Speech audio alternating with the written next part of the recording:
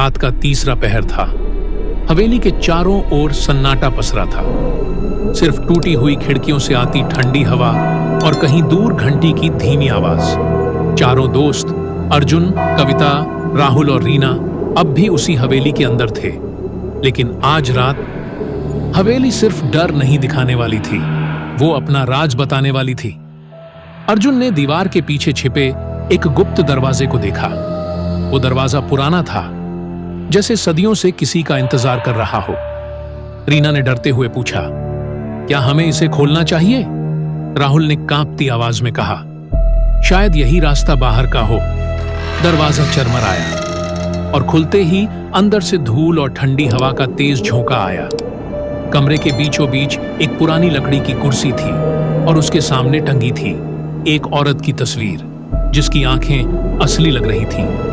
कविता ने जैसे ही तस्वीर को छुआ, हवेली के हर कमरे की लाइट अपने आप जल उठी और दीवारों पर किसी की परछाई घूमने लगी। अचानक हवेली की दीवारों से आवाज आई, तुम लोग क्यों आए? यहां से कोई नहीं जाता। रीना ने डर से चिल्लाते हुए कहा, वो आवाज, वो औरत, वही तो तस्वीर वाली है। तस्वीर की आंखें धीरे धीरे लाल होने लगी और कुर्सी अपने आप हिलने लगी, जैसे कोई उस पर बैठा हो। अर्जुन ने हिम्मत जुटाकर कहा, हम सच जानने आए हैं, बताओ तुम कौन हो? आवाज आई, मैं राधिका हूं, इस हवेली की आखिरी रूह। जिन्होंने मुझे जलाया वो आज भी यहां है। कमरे की दीवारें अचानक जलने लगीं, जैसे किसी ने आग लगा दी हो। राधिका की आत्मा ने बताया कि 100 साल पहले इस हवेली में एक तांत्रिक ने उस पर काला जादू किया था। उसने राधिका को जिंदा दीवारों में चुनवा दिया ताकि उसकी आत्मा हवेली की रक्षा करे और कोई भी बाहर न जा सके। लेकिन अब वो आत्मा खुद मुक्त होना चाहती थी। राधिका बोली, मुझे मुक्ति दो, वरना ये हवेली तुम्हें भी निगल जाएगी। अर्जुन ने तस्वीर की तरफ जलती हुई मोमबत्ती रखी।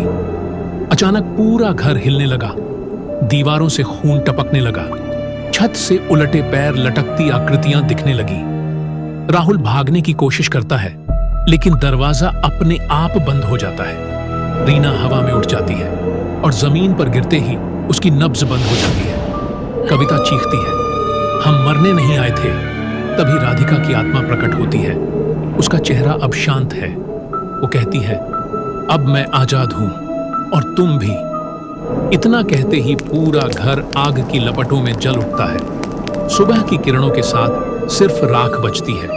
पुलिस जब आती है तो हवेली की जगह सिर्फ एक टूटी तस्वीर मिलती है, राधिका की मुस्कुराती हुई तस्वीर, और उसके नीचे खून से लिखा था, खेल अभी खत्म नहीं हुआ। कहते हैं कुछ हवेलियां वक्त के साथ बूढ़ी नहीं होती, वो बस अपने अगले मेहमान का इंतजार करती हैं।